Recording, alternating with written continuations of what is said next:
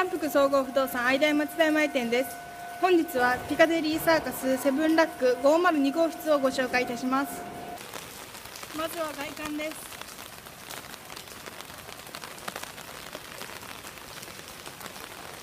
こちらは駐車スペースになります。計7台置くことができます。こちらには駐輪スペースがございます。駐輪スペースの後ろに集合ポストがございます。奥に行っていただくと階段がございます。両端に階段がございます。ではこちらの階段を使って502号室に行きたいと思います。